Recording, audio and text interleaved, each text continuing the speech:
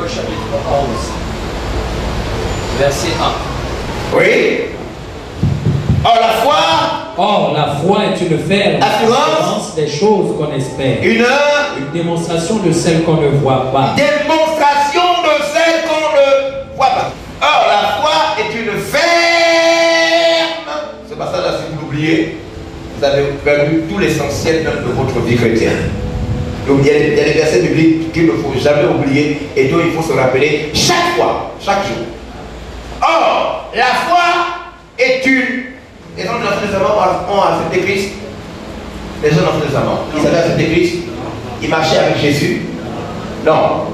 Vous savez, ce qui a sauvé, distingué les gens de l'Ancien Testament, ce qui a. Parce que les gens de l'Ancien Testament ne sont pas dans la bonne alliance. Ils sont dans une alliance qui a des défauts.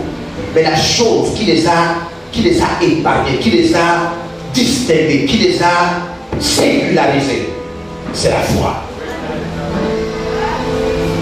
En matière de foi, l'Ancien Testament et le Nouveau Testament, c'est la même chose. En matière de foi. Amen. Alléluia. Amen. En matière de promesse, c'est différent. Mais en matière de compter sur Dieu, croire fermement à Dieu, ça, c'est la même chose. La foi a toujours été la foi.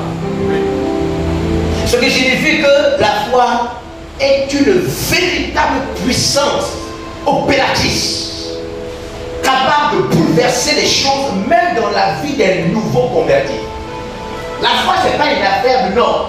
La foi, c'est un pouvoir tel qui bouleverse quelqu'un, même quand il n'a pas toutes les lumières. La lumière de la foi est suffisante pour casser, bouleverser la vie de quelqu'un dans les choses pratiques. Il faut pas, la foi, il ne faut pas jouer avec elle. Or, sans la foi, il est impossible, il n'est pas écrit sans l'amour, il n'est pas écrit sans la paix, ce n'est pas écrit sans la sanctification. Non, toutes ces choses-là sont bien, toutes ces choses-là sont spirituelles. Mais le texte dit, sans la foi, impossible de lui être agréable.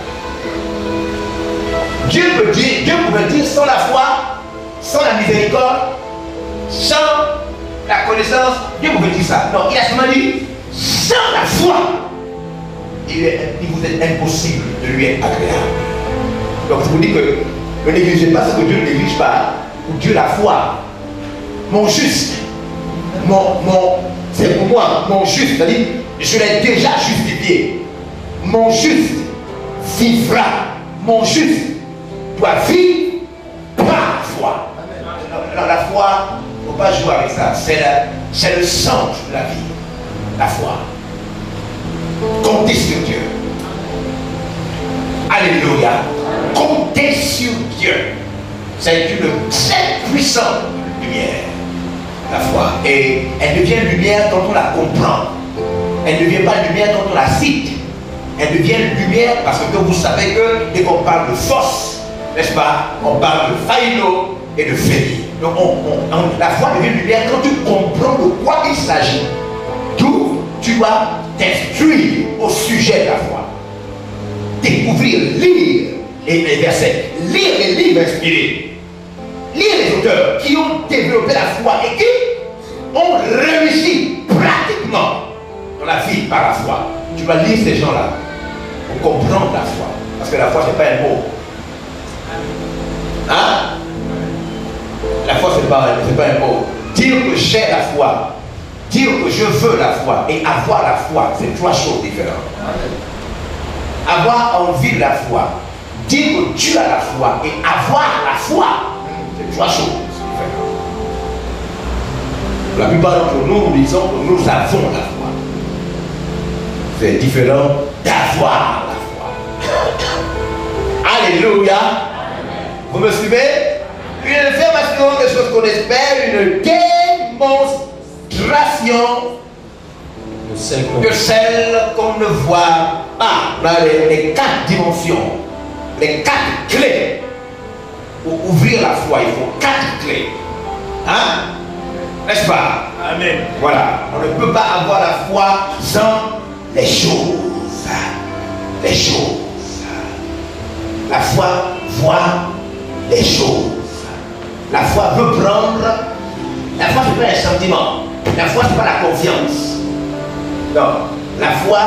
un pouvoir qui voit les choses.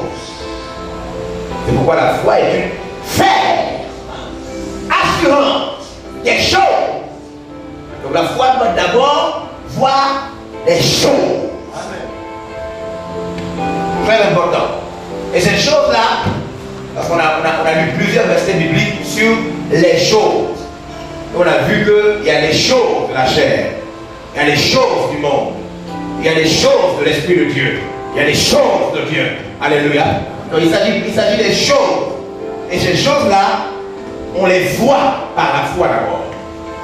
Avant de rentrer dans l'assurance et dans la fermeté, il faut d'abord saisir la chose, la déterminer.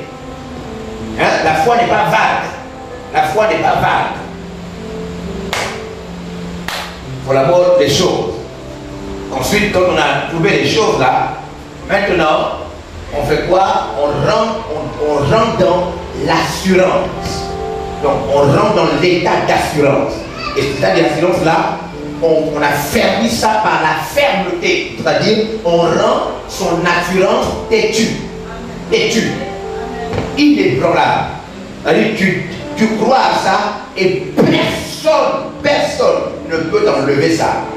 Tu deviens brutalement têtu dans l'assurance là. À un point, on ne peut plus te changer dans ça. C'est ce que j'ai a fait hier. Hein? C'est qu'il a fait hier, non? Ça est là, dans la maison.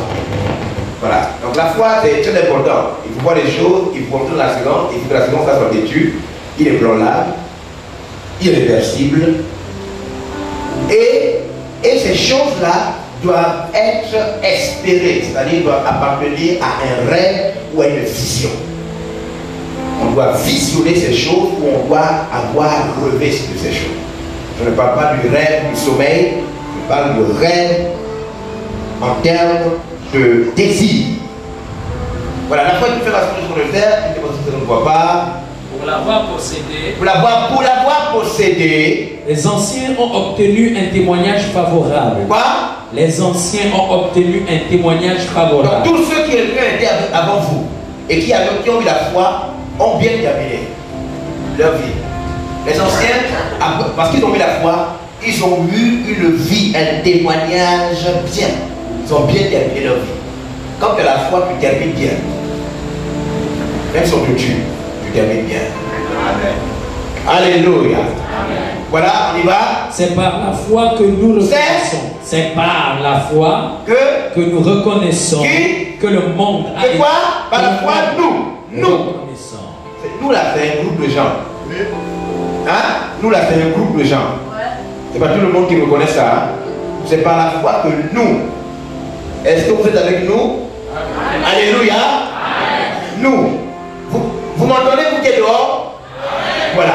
Donc c'est par la foi que nous, c'est un groupe de gens. Nous reconnaissons quoi? Que le monde a été formé par la parole. Le monde a quoi? A été formé par la parole de Dieu. Cette parole est trop forte. Cette parole-là est trop forte. Elle dit que nous savons que c'est la parole qui a créé tout ce qu'on voit là. La parole a créé les insectes, les arbres, le manguier. C'est la parole. Rien d'autre. Pas la puissance, la parole. Attention, c'est très important. Il ne faut pas aller loin.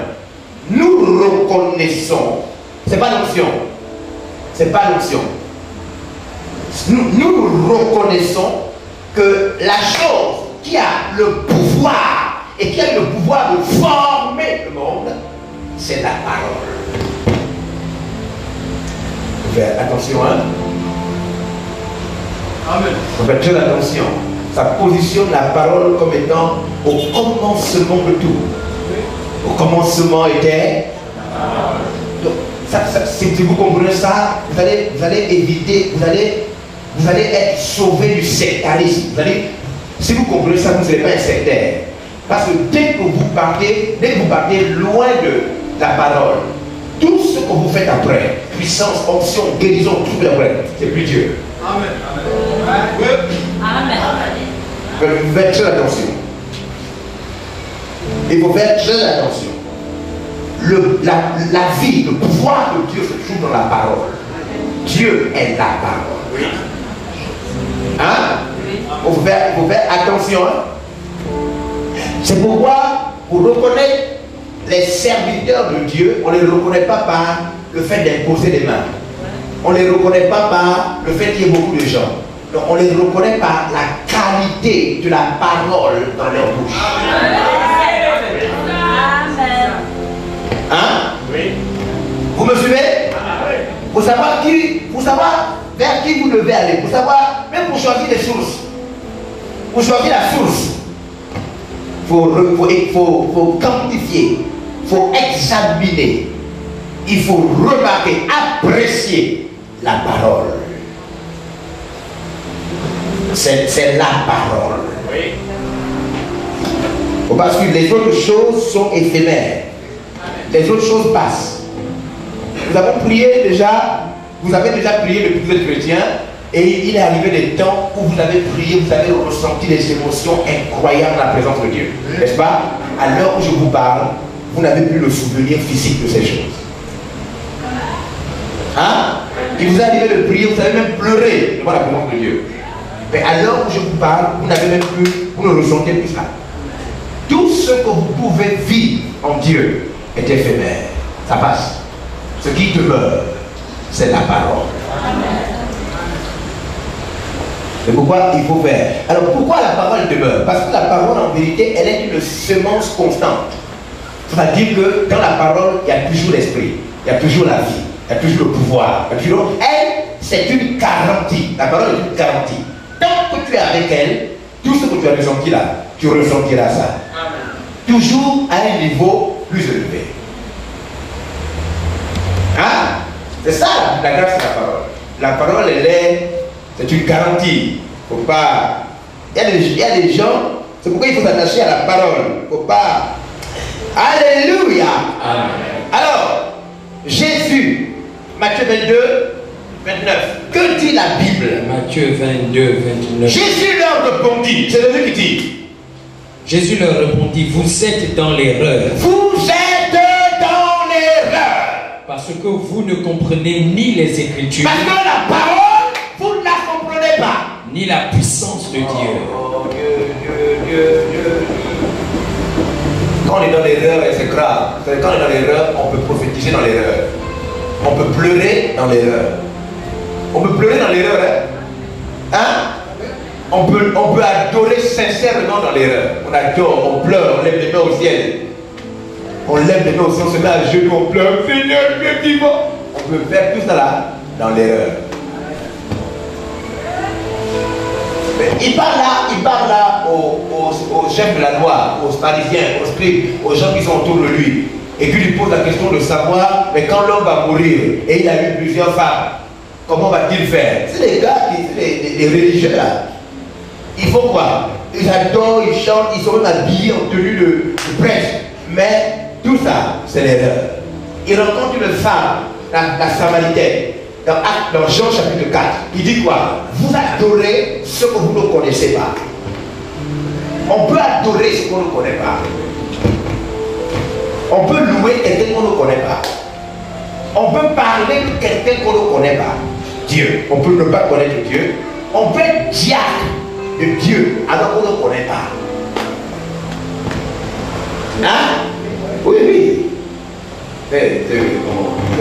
On peut être dans l'erreur. Vous êtes dans l'erreur parce que quoi? Vous ne comprenez pas quoi? Les Écritures. Et là, quand on dit que tu es dans l'erreur, c'est pas qu'on n'aime pas ta tête. C'est pas que tu es mal coiffé. C'est pas ça. C'est simplement que tu ne comprends pas les Écritures. Alléluia. Amen. Alors, mais quand on est dans l'erreur, il y a deux choses qu'on ne comprend pas. Les Écritures et la puissance de Dieu. Et la puissance de les Écritures et la puissance de Dieu. Les Écritures et la puissance de Dieu. Il y a deux choses à comprendre.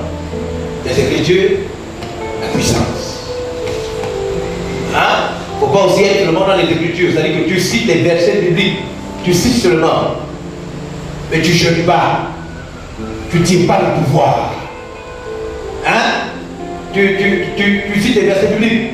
La Bible devient comme un roman. Tu écris, tu cites, tu connais ce que Jésus avait dit, comme Paul avait dit que tu lis beaucoup les commentaires.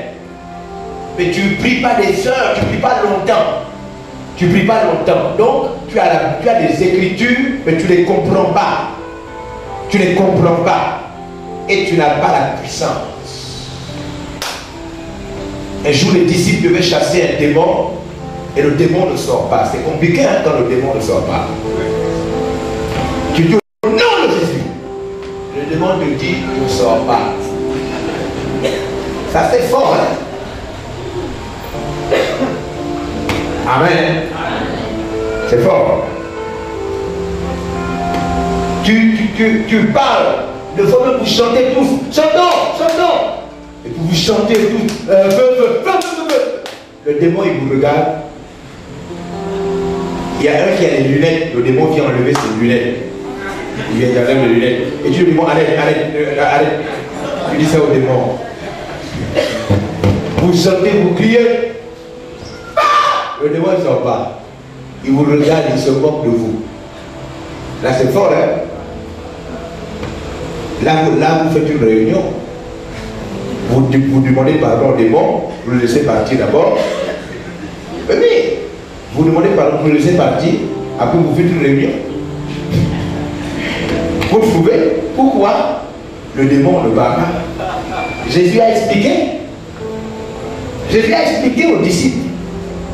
Quand il est arrivé, il a vu les disciples étaient en train de s'embêter et il a dit aux disciples ceci. Première chose, il a d'abord blâmé. Lorsque le démon, lorsque on n'a pas le pouvoir sur les mauvais esprits, lorsque on est dans les cauchemars, les attaques, les trucs comme ça, les sorciers, quand vous avez peur des sorciers, quand les sorciers vous font encore des choses, vous êtes blâmable. On doit vous gronder. Écoutez-moi bien, je suis en train de dire, mais vous le volume là, pour que je me dise, je parle bien fort.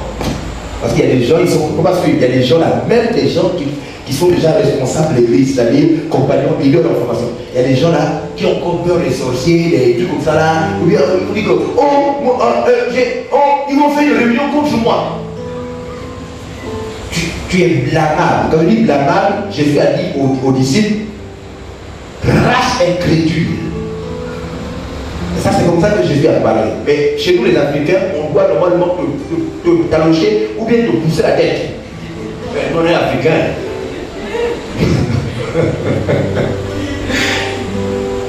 Regarde, mon Dieu, tu es chrétien. Mais tu as encore peur des démons. Les démons, c'est des anges qui ont été des déloyaux. Les démons sont des anges déloyaux. Et nous, on est des fils du créateur de l'univers.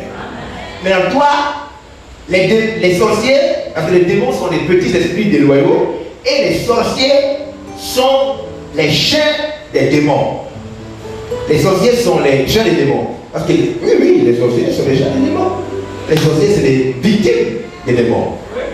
Donc, en vérité, quand tu es attaqué par les sorciers, tout ça, ce ne sont même pas les démons qui t'attaquent. Ce n'est même pas les démons. Parce que les démons t'attaquent quand tu es possédé. Mais quand tu es attaqué par la sorcellerie, tout ça, ce ne sont pas les démons qui t'attaquent. Ce sont juste leurs chats. Ce sont juste leurs chats et leurs chiens qui t'attaquent. C'est-à-dire les sorciers. Et toi, tu es censé être... c'est incroyable. Moi j'ai donné ce problème-là dès que je me suis converti. La première année où je me suis converti, j'ai réglé le problème des mauvais esprits. Un Jean 4. J'ai réglé ça. Il y a des gens qui sont même depuis. Ils entendent que la famille a fait une réunion contre toi. Et parmi les gens qui ont fait la réunion, il y a 2 oncles qu'on soupçonne d'être des sorciers. Et quand tu dis que, ils ont parlé de qui? On dit qu'on a parlé de toi. Ils ont parlé de moi. Oui. Et tu commences à dire, les oncles étaient. On dit, oui, c'est même eux qui ont parlé contre toi.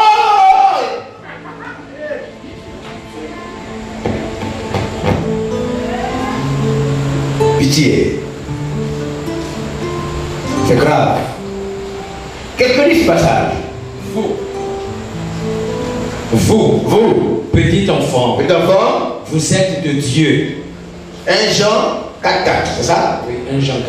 Il dit quoi? Oui, on y va. Et vous les avez vaincus. Voilà, vous êtes de Dieu et vous les avez. Qui c'est? On parle à qui? Aux chrétiens. On parle à qui? Aux petits enfants. Parce que parmi les chrétiens, il y a des niveaux. Donc là, on ne parle pas à des pasteurs. Là, on ne parle pas à des. Non, non, non, non. Là, on parle à des nouveaux convertis, des petits enfants. Parce qu'on écrit aux pères, on écrit aux jeunes et on écrit aux petits enfants. C'est ce que Jean fait. Il écrit aux 3 catégories. Là, Jean est en train de parler aux petits enfants. Ça veut dire un nouveau converti. Il dit un nouveau converti, vous, nouveau converti. Normalement, vous avez vécu les gars là. C'est ce qu'il dit. Les nouveaux convertis. Ça, c'est la base. À la base, un nouveau converti est 10 fois plus puissant qu'un sorcier. Un nouveau converti. Mais retenez ceci. Il dit, mais ancien, pourquoi il m'attaque? Il attaque en fonction de ta source. Si tu m'écoutais moi, il n'allait plus t'attaquer. C'est en fonction de ta source. Alléluia. Parce que si on ne peut rien faire à ta source, on ne peut rien te faire. Oui. Parce que celui qui est en vous. Parce que qui? Celui qui est en vous. Parce que qui? Celui qui est en vous. Vous avez vécu pourquoi? Parce qu'il y a quelqu'un qui habite en vous. Sachez le mystère des chrétiens. C'est-à-dire, quand les chrétiens ne comprennent pas ça, c'est ce que je vous dis là, beaucoup d'entre vous là, vous êtes là assis. C'est pourquoi vous devez vous dormir. Parce que vous dormez assis, parce que vous ne savez pas qu'il y a quelqu'un à l'intérieur de vous. Je vous dis que ça c'est le problème. Vous avez entendu ça, vous avez lu ça, mais vous n'acceptez pas. Vous n'acceptez pas. Vous n'acceptez pas. Vous avez lu, vous avez entendu ça, mais vous n'acceptez pas ça. Profondément accepter au point d'y croire plus qu'à son nom personnel. Croire profondément, croire qu'il y a quelqu'un qui est là à l'intérieur de moi.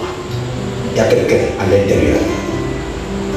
Les textes disent que si celui qui a quelqu'un de nous là, c'est tout fort, c'est tout important. Si un chrétien ne comprend que rien de lui, le chrétien là manque beaucoup de choses. Il manque de tout, la force, l'énergie, l'intelligence, il manque de tout. Parce qu'en vérité, la source de tout, c'est la personne qui est à l'intérieur de toi. Lorsqu'il parle, les pasteurs, on a vu ça vendredi, ils disent quoi? Ils disent à Daniel, il paraît qu'il y a quoi? Il y a en toi, quoi? Des esprits de Dieu.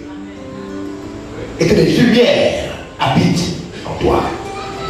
Donc le secret de la puissance, de l'intelligence, du savoir, c'est vous convaincre à vous-même qu'il est à l'intérieur. Dès que tu acceptes ça, mais tu n'acceptes pas ça profondément, ça n'agit pas. Dès que tu crois en ça, mais tu ne crois pas profondément, ça n'agit pas. Dès que tu lis ça, mais tu ne crois ça n'agit pas. Le secret du christianisme, ce qui différencie les chrétiens d'Abraham, de Moïse, c'est que eux, leur puissance était extérieure. L'esprit tombait de fois sur eux et se retirait. Mais le chrétien, il est sur la promesse de Joël 2:28. Dans les derniers temps, dans les dernières années, je répandrai de mon esprit sur une chair. Vos fils et vos filles, vos jeunes gens, vos vieillards. Mon esprit. C'est la dernière carte de Dieu. Dieu a essayé la loi, il a essayé les animaux, il a essayé les prophètes, il a échoué. Il s'est dit, ce qui manque alors, c'est que j'aille moi-même habiter dans le croyant. Parce qu'il a donné au compte des recommandations, des préceptes. Il a tout donné. Le croyant essayait, mais le croyant échouait. C'est la raison pour laquelle Salomon a échoué un moment, malgré sa sagesse. Malgré sa sagesse, le fait que Dieu n'habitait pas en lui, à un moment Salomon a échoué. David, à un moment, a tué les gens. Donc tu ne comprends pas ça, tu commets jamais des crimes. Parce que le péché va avoir le dessus sur toi à un moment. Si tu veux avoir le contrôle, si tu veux t'en sortir dans la vie chrétienne, il te faut accepter la dernière carte de Dieu. Ce que Dieu a décidé de faire à la fin des temps. Mettre sa présence en toi. Si tu ignores ça, si tu la vie chrétienne, tu vas connaître en temps de cire.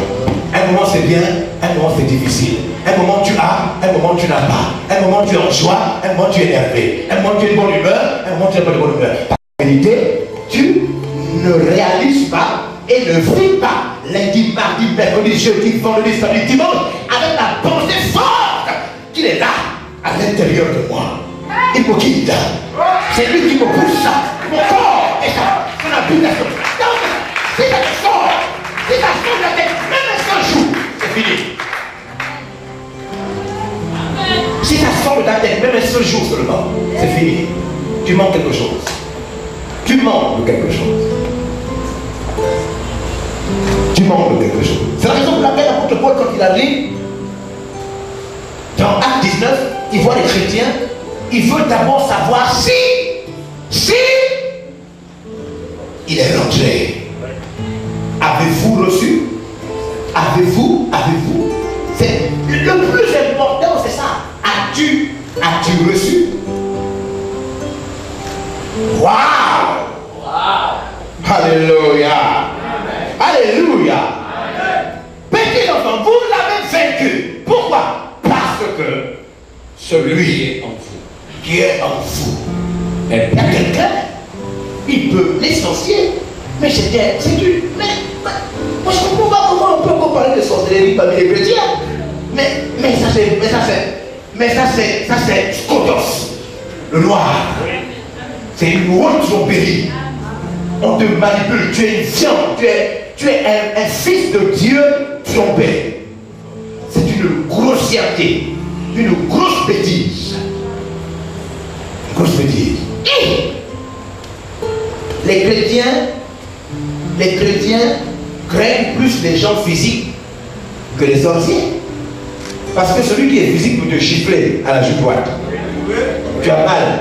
Après tu présentes l'autre jour en sachant le coup qui va porter l'oreille.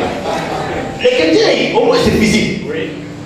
Mais toi, tu arrives chez toi et puis tu vois que la porte du derrière que tu as fermée pourtant pour le partir, c'est ouvert. Tu dis, j'ai l'impression que on doit te brutaliser. On doit te brutaliser. C'est-à-dire que les sœurs en Christ viennent, si tu es une femme, les sœurs de l'église viennent et t'acharnent. Elles mettent l'eau dans la bassine. Elles te disent, on va t'expliquer qu'il habite en toi. Si tu ne veux pas comprendre, tu vas comprendre. On te met les mains derrière. 5 sœurs en Christ. Elles te plongent la tête dans la bassine. Elles mettent, boum, elles sortent. Tu t'as compris. Non, tu n'as pas compris. Jusqu'à ce qu'on temps, 6 fois. Et quand tu sors là, tu dis, il a compris. Il habite en moi, c'est fini. Tu vas te brutaliser. Tu comprends pas bien. Tu vas te brutaliser. Tu es têtu. Tu es têtu. Tu fais croire que Dieu est faible. Tu fais croire aux gens que Dieu n'est pas puissant. Tu veux salir la réputation de Dieu. On va te brutaliser. Dans l'eau. Que tu comprennes. Tu es blâmable. Jésus a dit, race incrédule. Jusqu'à quand? Jusqu'à quand? Alléluia. Amen. Alléluia. Amen. Donc en matière de sorcier, de tout ça là, c'est un dossier fermé. Mais attention, tout ce que je suis en train de dire, c'est en relation avec ton origine. Vous faites très attention. Alléluia. Parce que si ta source n'est pas une source de prière, tu ne vis pas dans la prière, tu ne lis pas la parole de Dieu, tu viens à deux fois à des moments, à certaines réunions. Bon, mais là, même si tu es chrétien, les sorciers là, ils savent qui tu es. Hein? Donc quand tu vas dire au nom de Jésus, l'enfant lui a dit que vous ne pouvez plus rien faire. Et j'ai vu le Vénère comment on vous chasse. Moi aussi maintenant. Je vous dis qu'au nom de Jésus, sortez de chez moi. Vous savez ce qu'ils disent, les démons? La Bible dit que les démons disent, nous on connaît Vénère. Vénère la réunion les mercredis. Les mardis, les pasteurs sont avec l'ancien Georges Olivier. Les jeudis, ils sont en cellule. Les vendredis, ils ont Oïda et les temps de prière.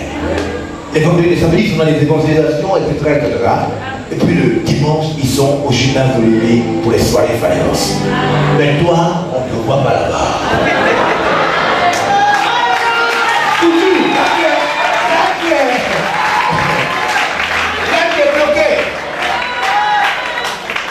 Là, tu es bloqué. Tu dis, mais non, mais je suis souvent là-bas, mais juste à des moments, il dit non. Là, on ne te voit pas là-bas. C'est ce que la Bible dit. Ceux qui ont essayé de chasser les démons là, la Bible dit que les démons ont répondu. Nous, on connaît Jésus. Et on sait qui est Paul. Mais toi là, on ne te connaît pas. Waouh!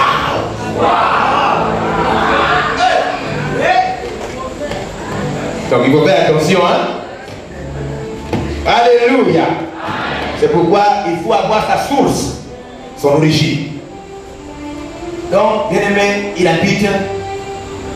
Ça ne faut pas oublier. Il y a des gens, je sais que là, tu es rappelé. Je sais qu'il y a des gens qui se sont rappelés que, oh, alléluia, il habite moi, oh, Kapashika. Après, dès qu'on finit là, même la manière dont tu traverses la route, on sent que tu ne sais plus qu'il est en toi. Oui, les solitaires oublieux. Waouh!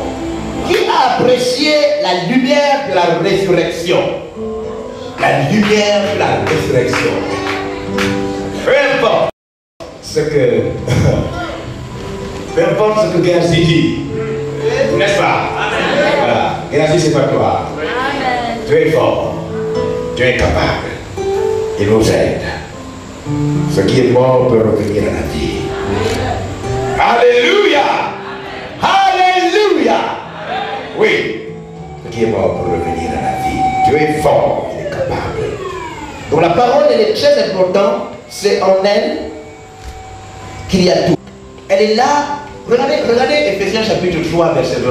Moi, je tente de lire encore ce passage aujourd'hui. Je dis non, Seigneur. On dirait qu'ils ne comprennent pas le verset là comme moi. Je suis convaincu. Je parle de ça, mais ils ne comprennent pas. Je suis sûr qu'on lit ça ensemble, mais les gars ne comprennent pas la chose. Ils ne comprennent pas. On ne comprend pas ça de la même manière. Il y a un problème. Il y a un problème. Oui. Or, à celui qui peut faire. Celui qui peut faire. Celui qui peut faire. Dieu peut faire. On parle de Dieu là. On a dit qu'il faut être rempli de tout Dieu. À celui qui peut faire. Par la puissance qui agit en nous. La puissance là agit où? En nous. Regardez bien, suivez. Suivez-moi.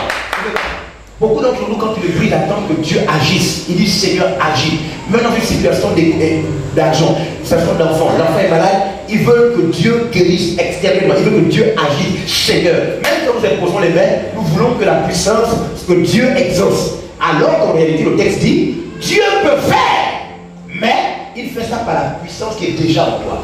Amen. Qu'est-ce qui se passe? C'est un problème, venez, Dieu. C'est un problème. Regardez, suivez-moi. Regardez, il est là. Regardez bien ce qui se passe. La Bible dit les malades au temps de Jésus étaient tellement nombreux au point où les malades suppliaient Jésus. De quoi? Toucher son vêtement. Ce n'est pas Jésus qui demandait ça. C'était les malades. Les malades croyaient au fond d'eux que la puissance qui était en lui était aussi sous ses vêtements. Oui. Attention, c'est pas Jésus, c'est le malade. L'une des raisons pour lesquelles les gens ne sont pas guéris, c'est qu'ils n'ont pas la foi qui prend dans celui qui prie pour eux. Oui. Oui. Ils attendent que celui qui prie pour eux leur donne. Mais ils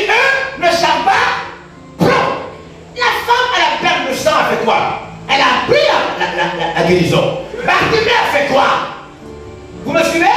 Jairus a fait quoi? L'homme qui avait son serviteur malade à la maison, tous ces hommes-là, toutes ces guérisons-là, ils ont dit, il a quelque chose. Ne viens même pas à distance là-bas. Parle. Si je touche seulement sa robe, Seigneur, Jésus, aie pitié de moi. Que veux-tu? Que tu m'ouvres les yeux. Tous voulaient prendre quoi en lui? Le pouvoir d'être guéri. C'est ça le peuple l'onction. Le peuple l'onction, c'est que les gens attendent qu'on leur donne alors qu'ils doivent prendre. Ça, Élisée. Élie dit à Élisée, reste ici, reste ici, reste ici. Élisée lui dit, non. Est-ce que vous me suivez? Et c'est Élisée qui prend le manteau. Et c'est Élisée qui se met devant le Jourdain. C'est pas Élie. Est-ce que vous me suivez? Quand vous êtes maintenant dans les chapitres 19 et 20 du livre de Actes des Apôtres, le fameux secret du mouchoir de Paul. Le fameux secret du mouchoir de Paul. C'est le secret de l'onction du mouchoir, du vêtement. C'est en vérité ces gars-là. Ce sont ces chrétiens-là d'Éphèse qui, la Bible dit, sachant que ces vêtements-là avaient touché son corps. C'est pas Paul qui a fait ça. Ce sont deux qui disent, puisque le mouchoir a touché son corps, alors il y a l'onction dedans. C'est la foi de la personne. Amen. Oh! On peut assister aux mêmes séances. On peut écouter les mêmes personnes, mais ne pas recevoir la même chose. Amen. Oui. Oui. Parce que tu ne sais pas prendre. Amen. Prends. Oui. Alors il demande quoi? Il demande que Jésus passe seulement. Et eux vont toucher son vêtement. Dès qu'ils touchent eux-mêmes, qui veulent toucher seulement le vêtement, eux-mêmes, quoi? Sont guéris. Eux-mêmes. Ils disent de toucher seulement son vêtement. Ça veut dire que, avant dit, les miettes me suffisent. Si j'ai seulement ces miettes-là, ça me suffit. Ça change, ma vie change. Donc, la personne a suffisamment de foi pour croire que rien qu'en passant à côté d'elle, c'est pourquoi faut pas mystifier les textes bibliques. En vérité, quand on dit que la silhouette de Pierre guérissait les malades, c'est par rapport à la foi des malades. Les malades disaient, oh, ça arrive, il va. Ce sont les malades qui croyaient. Et le malade se levait pour dire que je suis guéri. Et il était guéri. Qu'est-ce qui est le problème? Le problème, c'est que Dieu dit, Dieu qui peut faire par la puissance qui est en vous. Donc même Dieu lui-même, il dit qu'il y a la puissance en nous. Il dit qu'il habite en nous. C'est la raison pour laquelle Jésus dit, même si vous ne me croyez pas, croyez au moins à cause des paroles qui sortent de ma bouche. Amen. Comment tu peux écouter la parole qui sort de la bouche? Il est touché, il est convaincu. Mais on te dit que dès que la parole est là, la puissance est derrière. Si je réussis à convaincre ton cœur, la même parole qui a convaincu ton cœur peut te guérir. C'est ça que tu ne sais pas. C'est ça que tu ne sais pas. Et c'est là où il y a le blocage. Tu acceptes la parole, mais tu ne crois pas suffisamment au pouvoir.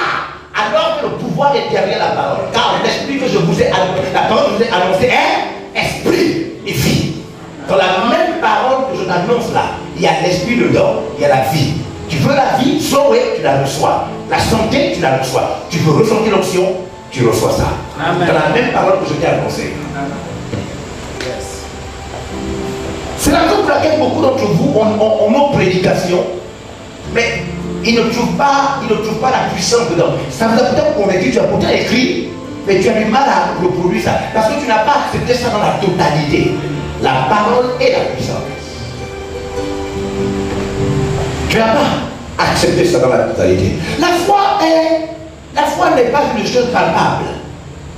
La foi n'est pas une chose palpable. Frère, suivez-moi, je vais expliquer quelque chose. Dieu aide-moi, Seigneur Saint-Esprit, ouvre à tout le monde l'intelligence pour qu'ils comprennent bien ce que nous sommes en train de dire.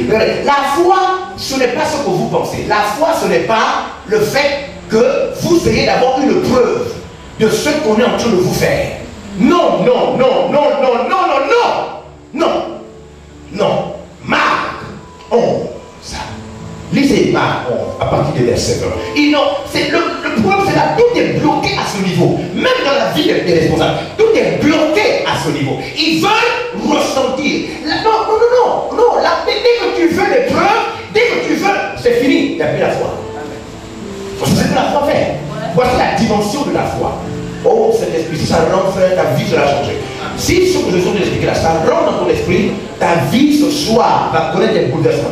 Qu'est-ce que le texte dit? Le texte dit? Le matin, oui. En passant, oui. Les disciples virent le figuier séché jusqu'aux racines. Le figuier, l'arbre avait séché jusqu'aux racines. Pierre, se rappelant ce qui s'était passé, oui. dit à Jésus, il dit à Jésus, Rabbi, maître, regarde, le figuier que tu as maudit a séché. Le figuier, l'arbre que tu as maudit a séché. Jésus prit la parole. Alors Jésus va expliquer maintenant. Et leur dit, ayez foi en Dieu. Ayez foi en Dieu.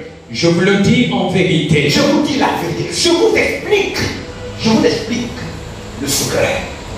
Laissez-moi vous expliquer le secret. La vérité. Quelle vérité? Si quelqu'un dit à cette montagne, regardez, quelqu'un dit, on a dit, la force, lumière. La lumière, c'est Phaïlo Fini. Alléluia. Quelqu'un parle. Il envoie la lumière. Il dit à une montagne, peu importe. Quoi? Ôte-toi de là. Ôte. Il dit à la montagne, ôte-toi de là. Et jette-toi dans la mer. Jésus prend une métaphore humainement impossible.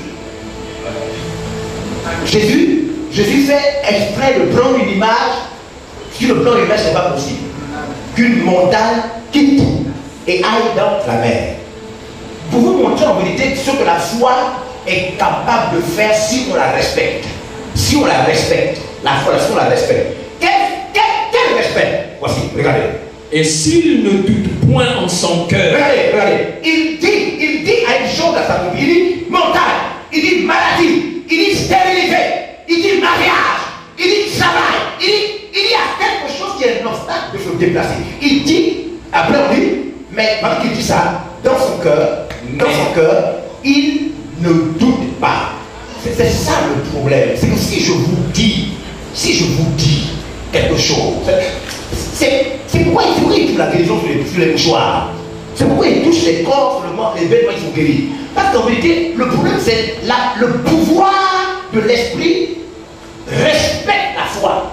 L'esprit respecte la foi. Dès que l'esprit sent que la foi est là, même si la personne n'est pas chrétienne. Oh, Bartimée n'était pas chrétien. La femme à la peine de sang n'était pas chrétien. Le centenier n'était pas chrétien. La plupart des gens qui ont vécu les biens de la vie n'étaient pas chrétiens. Ils n'étaient pas chrétiens. Et la femme cananéenne qui a chassé le démon de sa fille n'était pas chrétienne. Ce n'est pas un problème de chrétien, c'est un problème de foi. Amen. La puissance, c'est un problème de chrétien. Le salut, la vie éternelle, c'est un problème de chrétien. Mais la puissance, c'est pas un problème de chrétien. Ouais. C'est un problème de foi. C'est pourquoi on peut être chrétien sans puissance. Donc, l'énergie, l'action de l'esprit, le pouvoir de l'esprit, c'est comme ça qu'il a créé le monde. La terre était informe et vide. Les ténèbres, Kodos, couvraient la terre. N'est-ce pas? Dieu dit. Il fait quoi? Il libère la parole sans douter. Dieu dit sans but, Dieu ne doute pas. Il appelle des choses qui n'existent pas comme si ça existe. Après la chose existe. Donc Dieu fait quoi? Il parle. Mais pourquoi l'esprit était là sans rien faire? Qu'est-ce que l'esprit attendait pour construire, pour bâtir?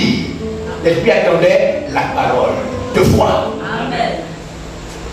L'esprit attend la parole de foi pour agir. Pour agir, l'esprit attend la parole de foi. Au moment où on libère la parole de foi, si lui, il l'accepte telle qu'elle a été libérée, sa vie change. Amen. C'est pourquoi il lui dit, pour marcher sur les eaux, il lui dit, viens, dit Pierre, viens. Sans réfléchir, Pierre sort de l'eau. Dès qu'il ne réfléchit pas, je suis en train de vous dire une chose super importante. Dès qu'il ne réfléchit pas, parce que dès qu'il réfléchit, le monde visible intervient. Dès qu'il réfléchit, tu commences à dire, attention, je risque de la mort. La foi est trop sensible. Dès que tu réfléchis, elle part. Directement. C'est le monde de Dieu, ce n'est pas le monde de l'école. La foi, ce n'est pas les calculs qu'on t'a appris à l'école. Ce n'est pas la réalité physique. La réalité physique dit que normalement, si le pied rentre dans l'eau, normalement, l'eau est liquide. C'est la réalité physique. On ne te demande pas de réfléchir, on te demande de sortir. Marche. Donc tu sors seulement sans réfléchir, tu marches. Si tu réfléchis comme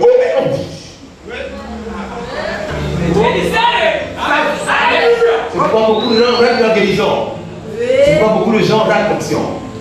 Parce qu'ils veulent des preuves, ils veulent réfléchir, ils veulent savoir si, il n'y a rien à savoir. Ils reçoivent direct. C'est comme ça que Anne a reçu sa guerre.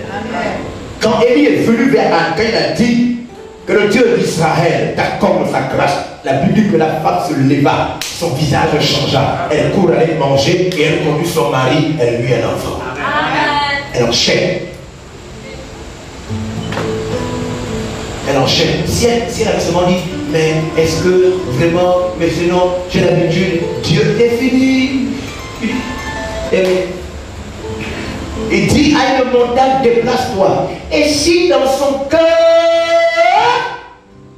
il ne doute pas. S'il ne doute pas. Mais crois que ce qu'il dit arrive. Mais crois que ce qu'il dit arrive. Je suis en train de vous expliquer cet esprit. Comment? Il y a des gens ici qui prient Dieu pour avoir des bons ministères, non? Hein? Maintenant, je t'explique le secret. Le secret qui peut faire exploser ton ministère. C'est ce que je t'explique là. Ce que je t'explique là a deux dimensions. Première dimension, c'est il faut que toi-même, tu acceptes ça, tu crois à ça, mais attention, bêtement, comme c'est écrit. Et ensuite, que tu sois capable de faire et de dire ça.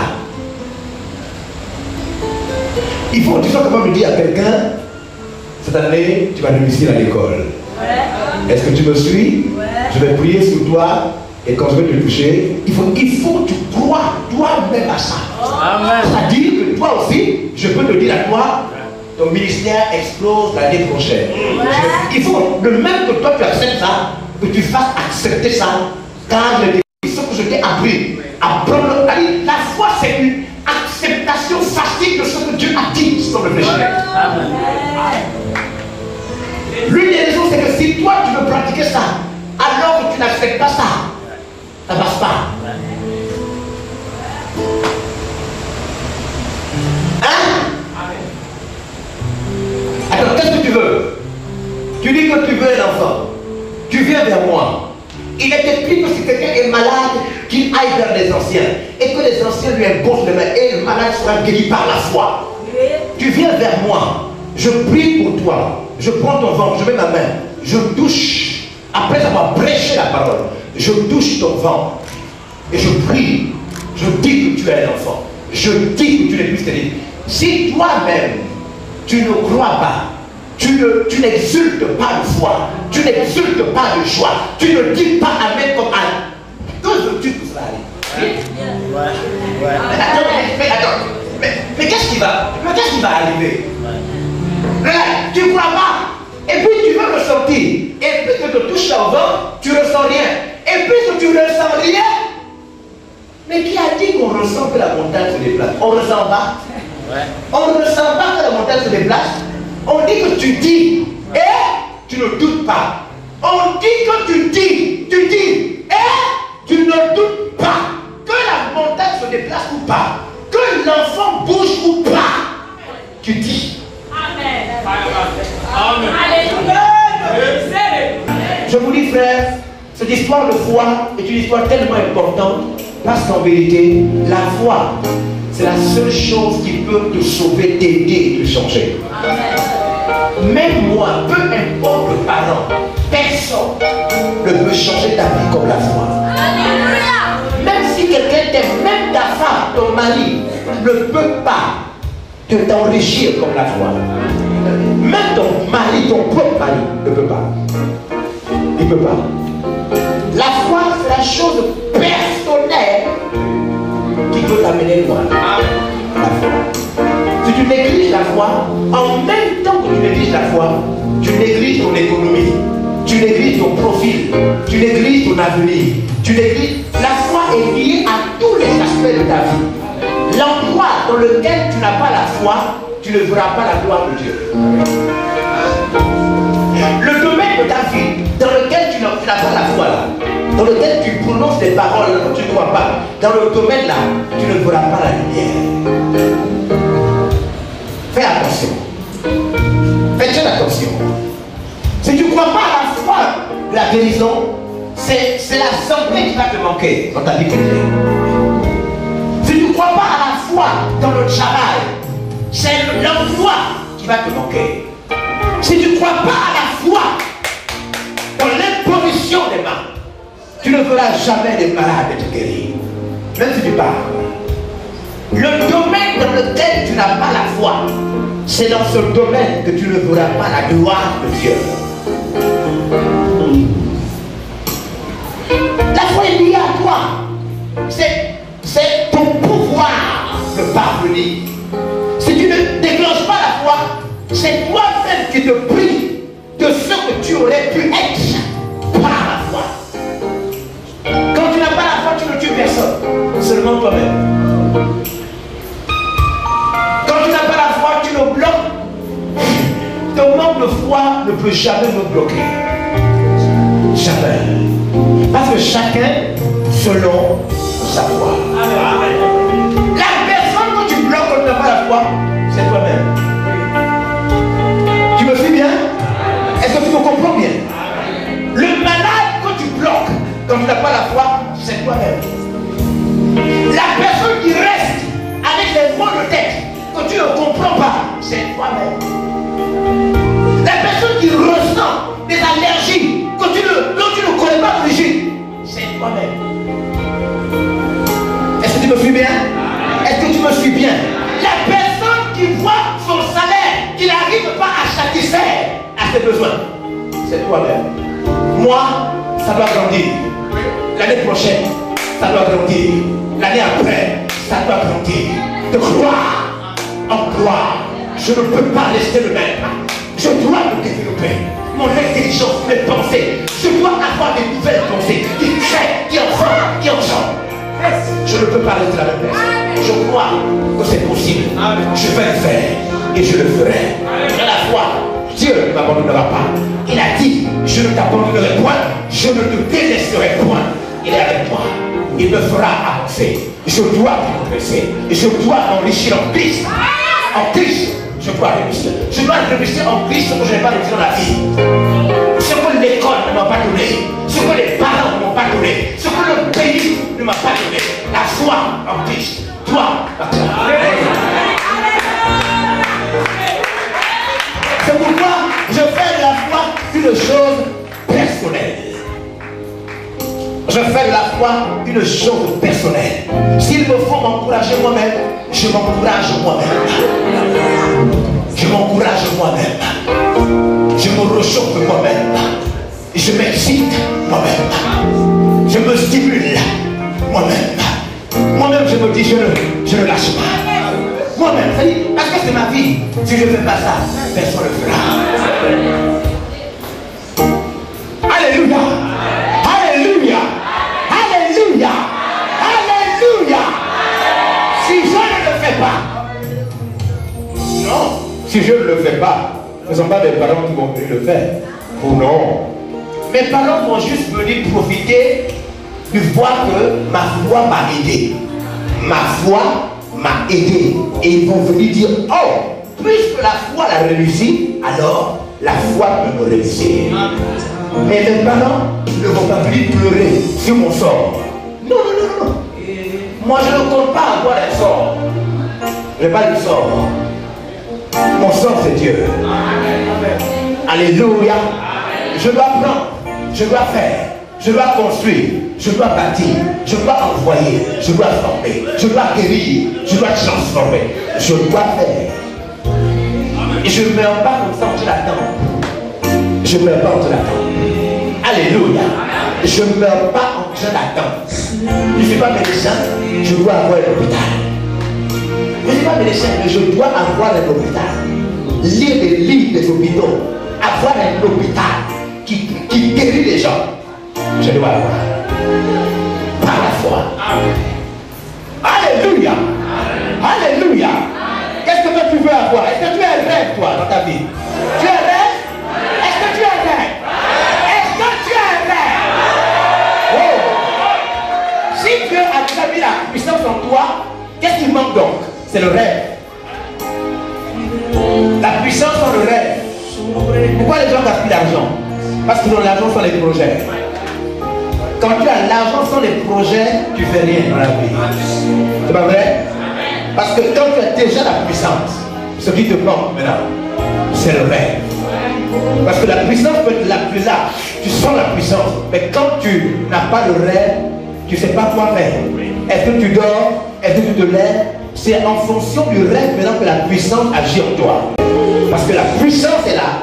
Et quand tu dis, maintenant, je dois gagner le capot, je dois prêcher. Quand tu commences à rêver, maintenant la puissance te pousse à agir. Alléluia. Parce que tu sais désormais ce que tu veux faire. Et moi je suis fatigué de voir des gens qui sont là pour écouter, qui sont là pour entendre. Et puis ils écrivent. On ne crie pas. On n'est pas au temps d'écrire. On est au temps de transfert, de recevoir. Tu es assis comme ça. Pendant que je parle, tu ouvres la bouche. Pour voir les gens. Alléluia. Je ne sais pas ce qu'il allait faire. Je ne sais pas ce qu'il allait faire avec la prochaine. Mais je suis sûr qu'il allait faire un truc. Hein? Il allait prendre le pouvoir. Prendre le pouvoir. Et les gens qui sont là, ils font ça. Amen. C'est vrai. Ce qu'il dit. On ne te demande pas de dire que c'est vrai. Même si tu ne dis pas que c'est vrai, c'est vrai. Donc tu n'es pas venu dire que c'est vrai. Parce que c'est vrai, même quand tu n'es pas là, c'est toujours vrai. Tu n'as pas remarqué? Les autres viennent te raconter que la réunion d'hier c'était terrible. C'est pas vrai? Donc même quand tu n'es pas là, c'est vrai. Donc quand tu n'es pas là pour dire que c'est vrai, tu es là pour prendre quelque chose. Alléluia. Alléluia.